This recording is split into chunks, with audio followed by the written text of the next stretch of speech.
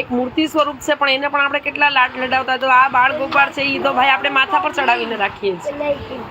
શું આને friends disturb કરે છે, તો એની જે વાત છે તમને કહી દઉં છું કે ગુજરાતીમાં એને ભાઈને 20 માંથી 20. અચ્છા, ગુજરાતી આવડતું પણ નહોતું, વાંચતા પણ, બરાબર? હા, ગુજરાતી વાંચતા પણ નહોતું આવડતું ફર્સ્ટ સ્ટાન્ડર્ડ સુધી. સેકન્ડ સ્ટાન્ડર્ડમાં ડાયરેક્ટલી ગુજરાતી આવ્યું.